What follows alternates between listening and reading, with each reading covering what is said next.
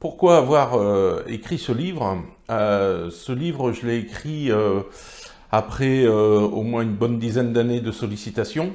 Et pendant ces 10 années de sollicitations diverses de la part de différents éditeurs, j'ai eu le déclic sur une phrase où un homme politique avait dit que la police tuait.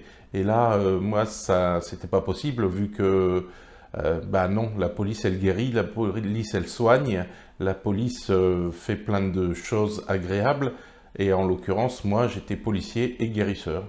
Donc ça a été la raison qui a provoqué cette écriture. Et ensuite, une deuxième raison, ça a été la volonté de transmettre un message d'amour, un message de générosité, un message de partage et d'inciter les gens à essayer de trouver eux aussi leur propre ligne, leur propre chemin de vie qui va leur permettre de réaliser des choses extraordinaires.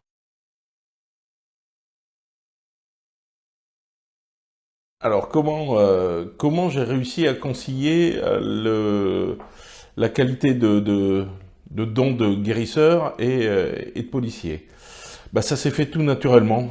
Moi, guérisseur, je l'étais quand j'étais tout petit. Euh, je rappelle que j'ai une de mes grandes sœurs, j'ai ma grande sœur qui me dit que j'ai soigné un chien à l'âge de 7 ans. Je n'ai plus 7 8 ans, je n'ai plus ce souvenir-là, j'ai pas ce souvenir. Donc déjà, j'avais soigné un chien. Ensuite, comment, comment ça, comment j'y suis arrivé à concilier tout ça? Mais j'y suis arrivé de manière la plus naturelle possible. La première fois où j'ai soigné, c'était au commissariat Saint-Lambert dans le 15e arrondissement. Il y a un collègue qui est arrivé qui venait de se tordre la cheville en passant sur le trottoir juste devant le commissariat. Et il est rentré en claudiquant et je lui ai dit, tiens, viens, je pense que j'ai la capacité de te soigner. Et ça a démarré comme ça. Après, la police est toute petite. Enfin, c'est une grande famille, mais tout le monde se connaît plus ou moins. Et le bouche à oreille de la police judiciaire parisienne a fait que on savait que j'avais des capacités de guérisseur, on va dire, de rebouteux, et ce qui m'a permis de concilier tout ça. Après, il y a eu différentes expériences parce que j'ai été tenté par... tenté. On m'a...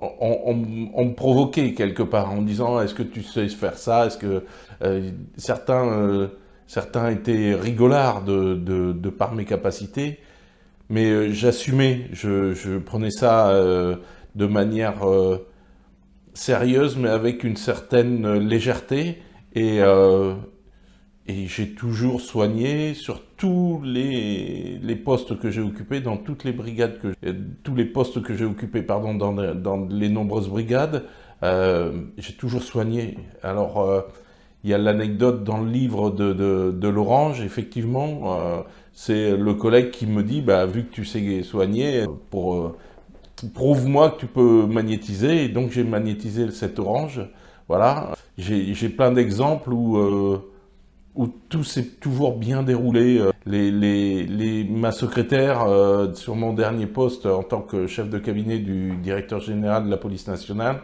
ma secrétaire savait que dès l'instant où je fermais les portes, c'est que j'allais rentrer en soins et il y avait quelqu'un qui arrivait discrètement pour se faire soigner dans mon bureau, et c'était normal, il n'y avait rien d'anormal pour tout le monde. À la BRI, j'ai un collègue qui arrive et qui a très mal au dos, et il me demande de le soigner, et je commence à le soigner et je sens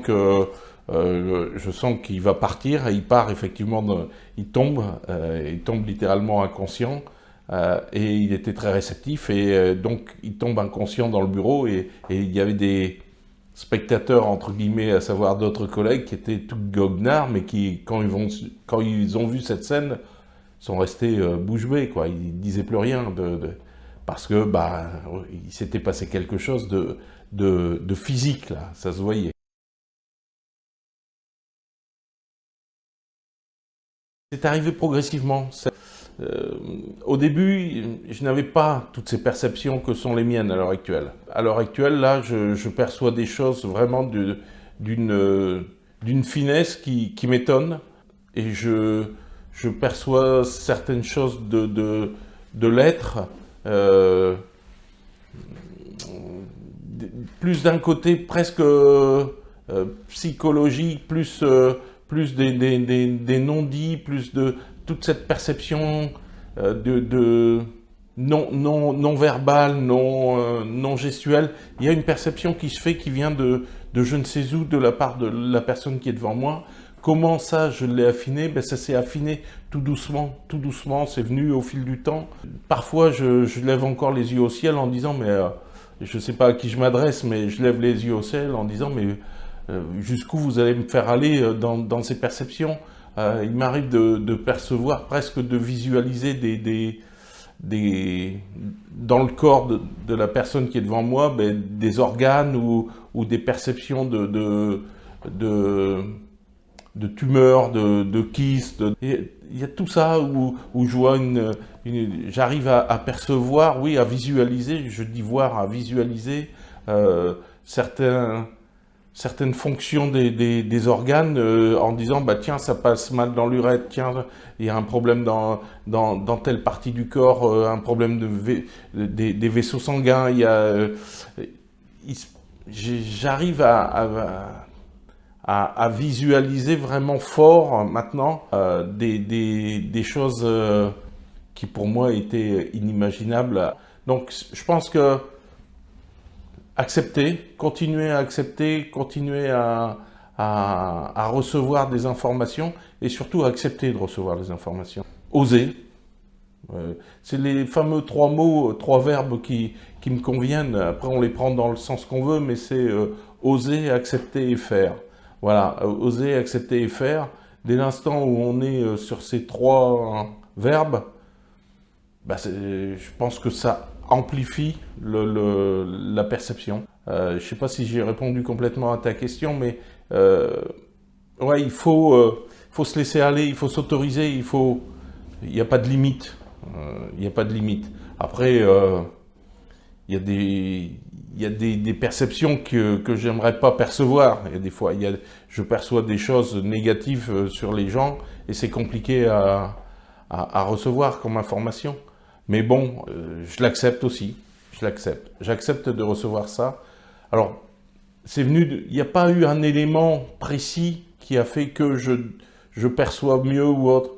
Je pense que c'est également de plus en plus la volonté d'accepter, de recevoir ce genre d'informations qui fait que bah, ça augmente, jusqu'à quand, je ne sais pas. Je me posais la question quand est-ce que j'allais arrêter.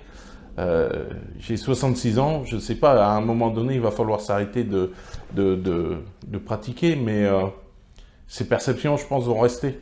Au-delà de la pratique du soin, je pense que je vais continuer à percevoir. Peut-être que ça sera des perceptions encore plus fines ou d'aucuns me disent une forme de médiumnité, peut-être. Je ne sais pas ce qu'est la médiumnité réellement, mais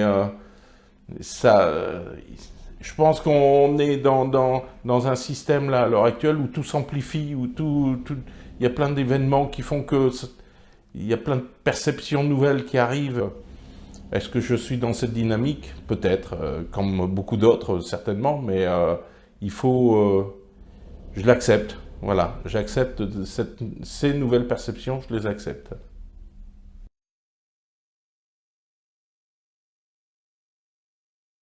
Est-ce que les perceptions qui étaient les miennes et que sont les miennes m'ont permis de réaliser des affaires dans la police? Je te dirais oui et non à la fois. Oui, je le cite dans le livre, j'ai l'intuition, j'ai la perception que pour trouver des microfilms dans un très grand appartement, je savais que j'allais le trouver et on m'y a quasiment conduit. Donc il y avait cette perception-là. Donc oui, là c'est un exemple concret. J'ai d'autres exemples où j'ai l'information d'un nom qui me vient et au cours d'une réunion de groupe, je dis tiens j'ai un nom qui me vient, je donne le nom.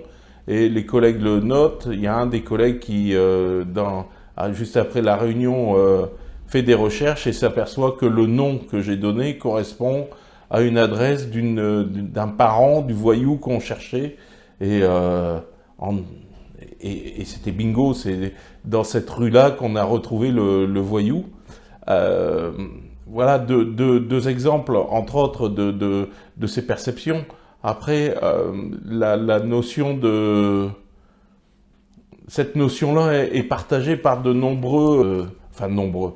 On est quelques-uns, on était quelques-uns, et je pense qu'il y en a encore beaucoup, de fonctionnaires qui ont des perceptions et particulières au sein de la police nationale, et ce qui fait que ces collègues font très certainement comme moi, et ils en parlent un peu, mais on ne le fait pas rentrer en procédure, parce que si on fait rentrer ça en procédure, c'est impossible, on va nourrir au nez.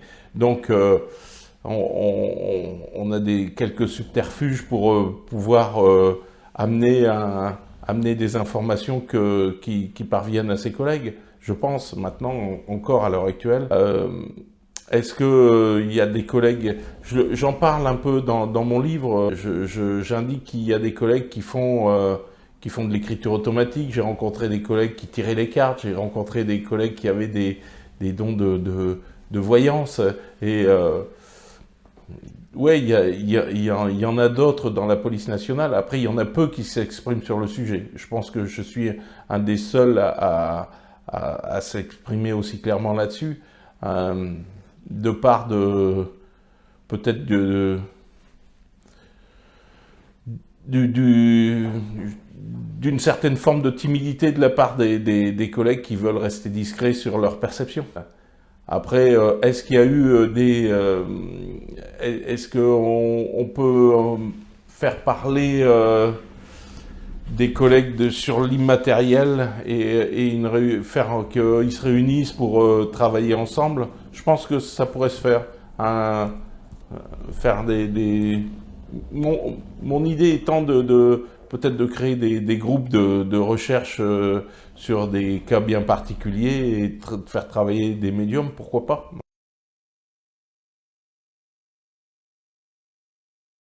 Quelle est l'influence de ma grand-mère maternelle dans mon évolution spirituelle? Dans le livre, j'en parle un peu. Je vais essayer de rentrer un peu plus dans le détail avec cette interview. Ma grand-mère était très croyante, elle était chrétienne catholique, et donc elle m'a indiqué qu'il y avait une croyance, il y avait une religion, il y avait quelque chose de fort derrière tout ça. Donc j'ai adhéré à ça très rapidement, et très rapidement, ma grand-mère, quand elle a vu que j'adhérais que je croyais à Jésus-Christ, que j'avais ces croyances-là, ces croyances chrétiennes, elle m'a dit, il y a autre chose aussi derrière, et elle m'a fait voir qu'elle était, elle, barreuse de feu. Donc barreuse de feu, c'est... elle retire le feu, elle retirait le feu. J'ai vu de nombreuses personnes venir quand j'étais enfant à la maison pour se faire retirer le feu, parce qu'ils s'étaient brûlés soit avec de la graisse, soit peu importe, toutes les brûlures, et il y avait les gens qui venaient pour se faire retirer ce feu-là. Le fait de voir ça, je savais qu'il existait quelque chose d'autre, voilà, une forme de spiritualité. Je le dis dans le livre, elle m'a indiqué de m'autoriser à aller voir derrière le rideau rouge qui était au fond de l'église. Quelque part, que la croyance chrétienne ne s'arrêtait pas qu'au rideau derrière l'église, il fallait aller voir au-delà. Et au-delà, c'était une forme de spiritualité, c'était une croyance de continuité de la vie, de l'invisible, de la force de l'invisible sur le visible. Il y avait tout ça. Et ma grand-mère m'a accompagné. Elle est morte, j'avais 18 ans. Elle me transmet de manière quand même assez étonnante, à savoir à l'intérieur de son livre de messe qu'elle demande à ma mère de me donner le jour de sa mort. Et je reçois le livre de messe, et dans le livre de messe, il y avait la prière pour barrer le feu. Cette prière pour barrer le feu, je l'ai utilisée et je continue à l'utiliser. Elle est, selon moi, c'est un support, parce que barrer le feu, tu me posais la question, je pense que tout le monde peut barrer le feu. Suffit d'en avoir vraiment l'intention. C'est l'intention qui compte. C'est pas forcément les mots que l'on met dans la prière. J'en veux pour preuve, il y a des barreurs de feu musulmans, il y a des barreurs de feu juifs, il y a des barreurs de feu hindous, il y a des barreurs de feu en Amérique du Nord, aux Indiens d'Amérique du Nord. Et forcément, ils n'utilisent pas les mêmes mots que moi et ils ne font pas référence à une religion, à la religion chrétienne qui est la mienne. Parce que c'est l'intention qui fait qu'on peut barrer le feu. Je vais aller même plus loin. Je pense qu'on est tous plus ou moins guérisseurs. Après, on développe ou on développe pas nos qualités. Mais souvent, je prends cet exemple-là. La maman qui voit son petit tomber, le petit tombe, il se fait mal au genou. Qu'est-ce qu'elle fait? Elle prend sa main, elle vient le poser sur le genou, ou elle le frotte, ou elle vient lui faire un bisou. Ça, c'est une forme de guérison. C'est un acte de guérison pour l'enfant qui vient d'avoir mal. Et de nombreuses fois, on voit des gens, lors d'un accident grave ou autre, qui viennent et ils font... on dit, ils ont fait un point de compression. C'est peut-être même pas un point de compression, mais arrêter le sang, c'est pareil. On peut arrêter le sang dès l'instant où on s'en donne la volonté et on a l'intention de faire ça. Donc, barreurs de feu, il y en a beaucoup qui pourraient le faire. Et comme guérir, il y en a beaucoup qui pourraient guérir ou même s'auto-guérir. Après, il faut faire confiance aussi à la médecine allopathique. Attention, elle existe, elle est là et elle est formidable avec des aspects particuliers où on a besoin de la nouvelle technologie des médicaments ou de chirurgie pour pouvoir soigner des gens. Mais bon, il faut avoir confiance aussi dans notre pouvoir de guérison. Ça existe déjà en matière d'hypnose. On fait venir des hypnotiseurs pour un mieux-être du patient lorsqu'il est sur la table d'opération. Et j'ai cru comprendre que maintenant il y avait certains chirurgiens qui autorisaient certains magnétiseurs à assister à certaines interventions pour pouvoir améliorer la cicatrisation ou l'amélioration de post-opératoire.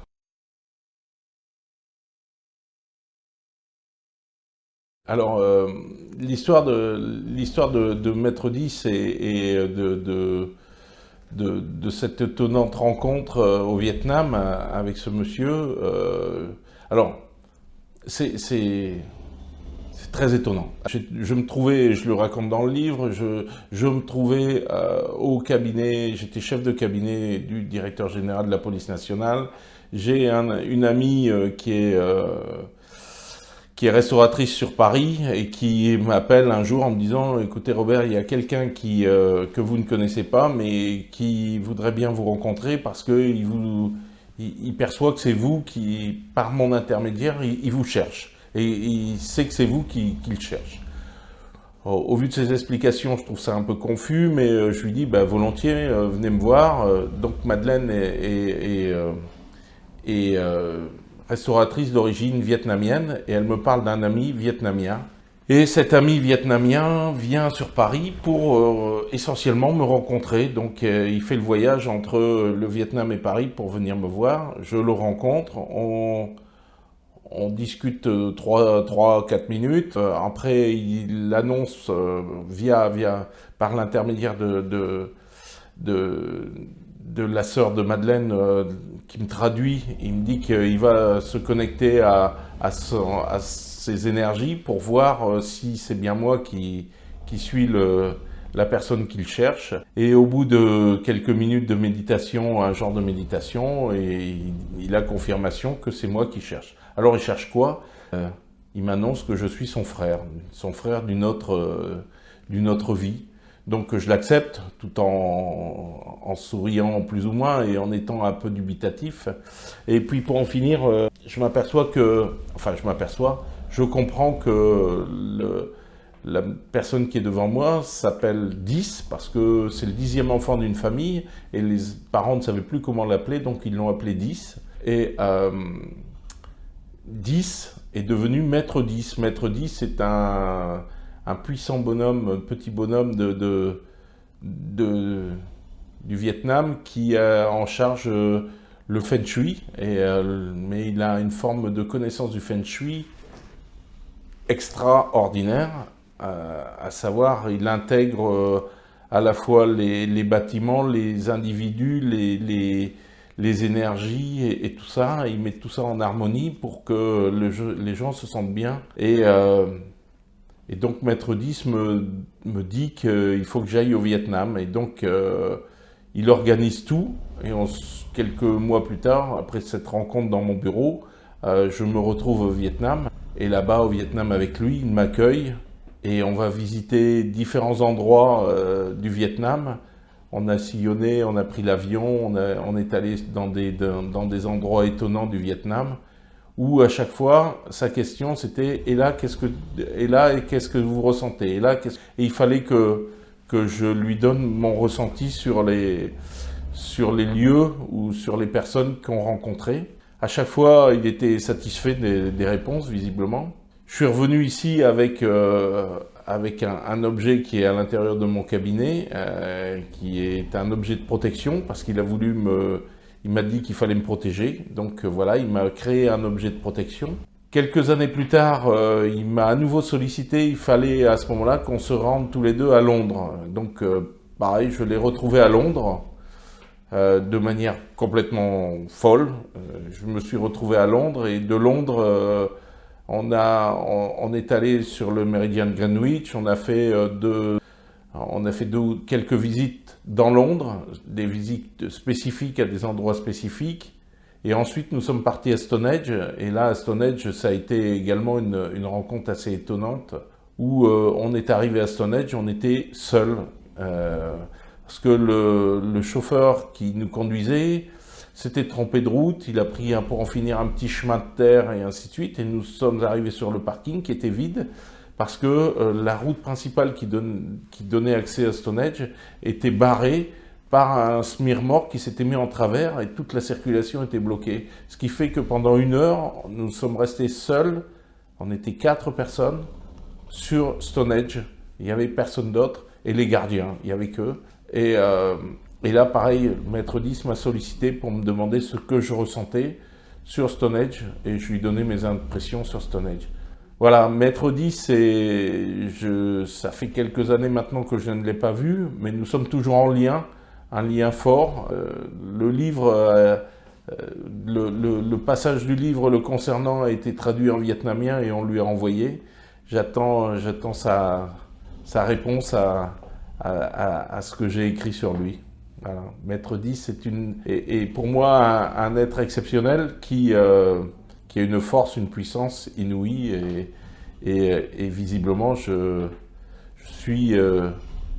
fais partie de ses proches.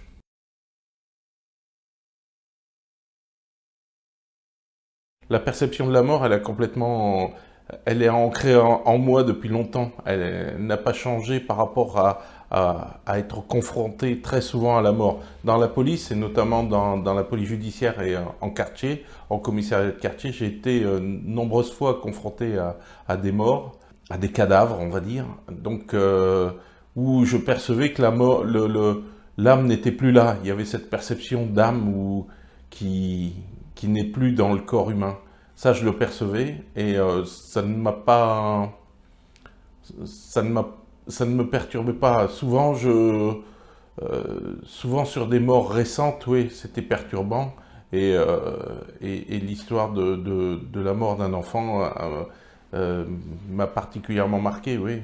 Maintenant, l'approche de la mort, j'ai jamais eu peur de la mort, et pour moi, la mort, c'est la mort du corps physique, mais la continuité de l'âme, l'âme continue quelque part. En ce qui me concerne, j'ai cette intime conviction que ça ne s'arrête pas là. La conscience ne s'arrête pas à la mort physique du corps.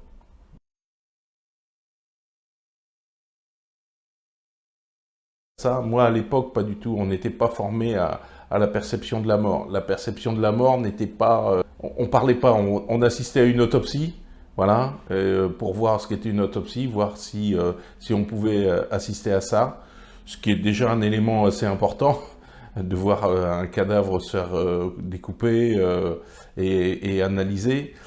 Mais on ne parlait pas de la mort. La perception de la mort n'a jamais eu... j'ai pas eu de grand cours sur la mort, ça se faisait sur le terrain, quoi. Il y avait des...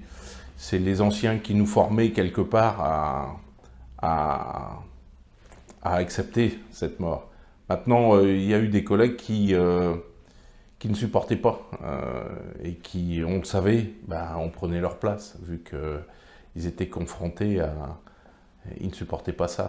Il y a eu des éléments assez importants. Je me souviens des attentats de 97, me concernant sur 96 ou 97, l'attentat de Port-Royal, où il y avait des cadavres, enfin il y avait des corps déchiquetés, et il a fallu affronter ça. C'est sûr que à l'époque, il n'y avait pas trop de psychologues et c'était compliqué de gérer, mais on gérait quand même avec l'aide des anciens, et on était surtout sur la notion de légèreté. On prenait ça à la légère, on ne dramatisait pas, il ne fallait pas dramatiser.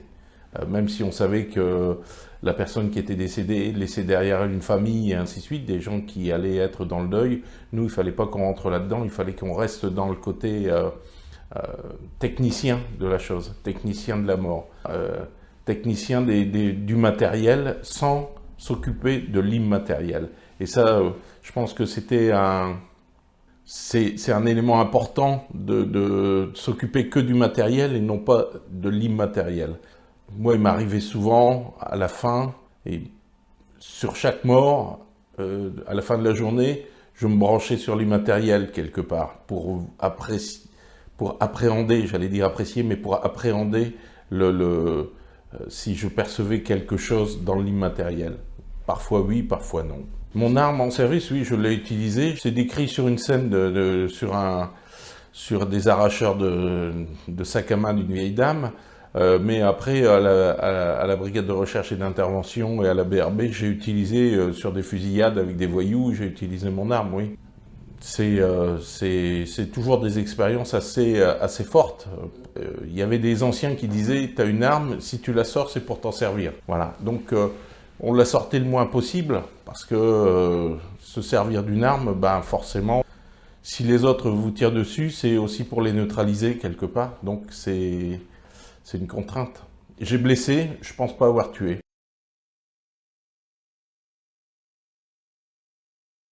Quel conseil donner aux gens qui perçoivent des choses et qui n'osent pas se lancer? Je dirais simplement oser, quoi. Oser, faire. Oser faire. Dès l'instant où vous êtes dans le bien, dès l'instant où on est dans l'amour, dans le bon, dans la lumière, on ne peut pas faire de tort. D'autant plus que moi, je ne touche pas les gens. J'incite les gens à ne pas toucher dans un premier temps. Si après, il y a une notion de toucher le corps, pourquoi pas, mais il ne faut pas manipuler, il ne faut pas faire bouger les membres de manière forte ou autre. Enfin, moi, personnellement, je ne touche pas. Je conseillerais aux gens qui se lancent dans un premier temps, ne pas toucher, laisser le ressenti faire.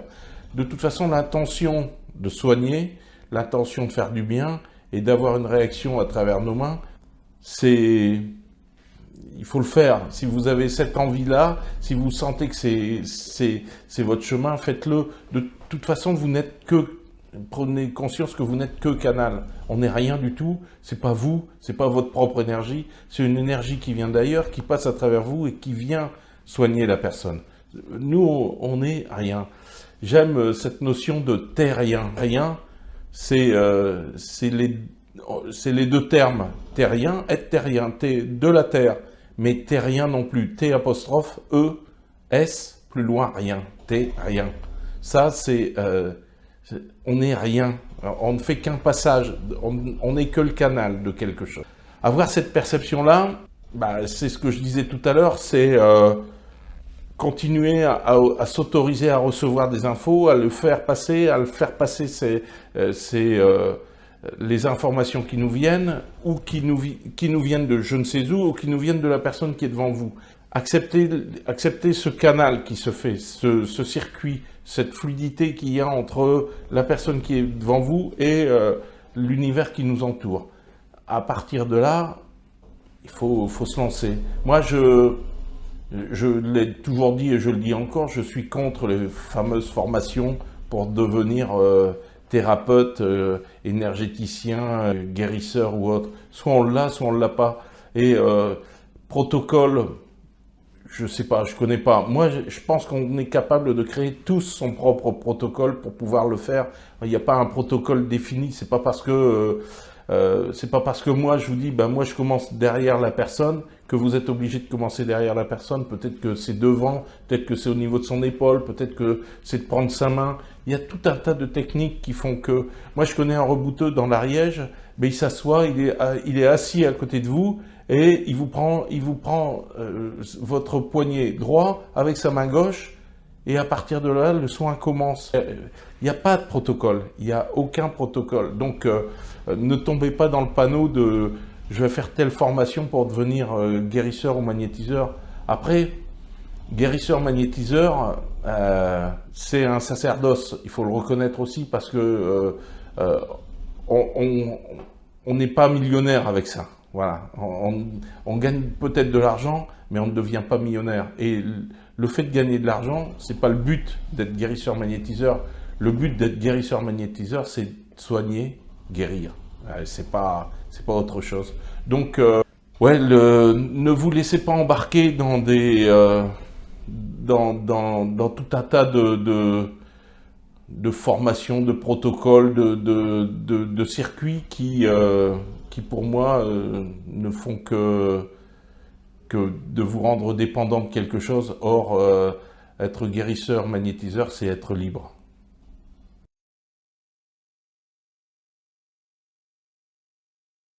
Le libre arbitre dans ma carrière de flic, dans ma carrière de guérisseur, dans ma vie, je pense que le libre arbitre n'est pas omniprésent en nous. Je pense qu'on a tous une destinée. On arrive pour réaliser des choses. Qu'on le veuille ou non, on a des choses à réaliser qu'il faut réaliser. Le libre arbitre, oui, c'est peut-être, et encore, c'est de tourner à gauche plutôt qu'à droite. Est-ce que c'est une volonté de libre arbitre? Je ne sais pas. Ou le libre arbitre de refuser de faire des choses? Peut-être. Mais cette chose-là, peut-être que tôt ou tard, vous allez la réaliser ou tu vas la réaliser. J'ai pas, pour moi, le libre arbitre, c'est tellement compliqué à dire, vous voyez que j'y crois pas, en gros, voilà. Moi, on est destiné à quelque chose. Après, ça va choquer des gens d'entendre ça, mais j'ai l'intime conviction que, à la marge, on modifie quelques structures qui sont autour de nous, mais le chemin qu'on doit prendre, on le prend et il est inéluctable, il est devant nous. Après on a des difficultés parfois à le prendre, à ne pas le prendre, ou à vouloir le prendre, mais je pense que ça fait aussi partie de l'expérience. Pousser à bout de la réflexion sur le libre arbitre, c'est... qu'est-ce que le libre arbitre déjà? Est-ce qu'il existe réellement pour tout le monde? Y a pas moi, je crois à la force divine, à la force de l'inconscient et de l'invisible, et je pense que c'est plutôt cette force-là qui m'incite à penser au libre arbitre et à essayer de se dire qu'il y a un libre arbitre qui existe. Et c'est rassurant peut-être pour certains, le libre arbitre, se croire supérieur, mais moi je ne me considère pas supérieur. Donc pour moi, ce que je vis, si vous me voyez aujourd'hui et si vous m'entendez, c'est que ça devait se faire. C'est pas mon libre arbitre.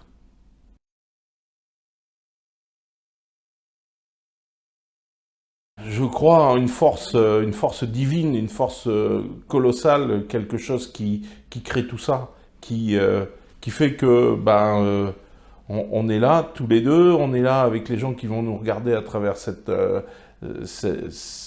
webcam. Je crois à la force, une force de conscience, une créatrice, une puissance créatrice qui qui nous dépasse. S'imaginer être au sommet, nous, terriens, hommes ou femmes, humains, au sommet de la création, pour moi, c'est une aberration.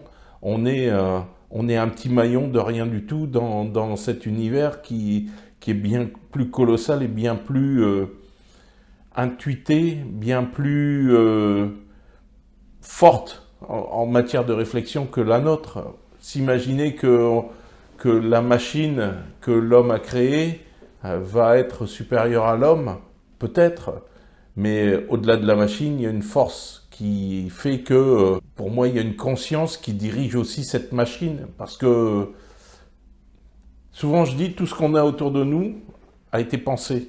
Tous les biens qu'on voit autour de nous ont été pensés.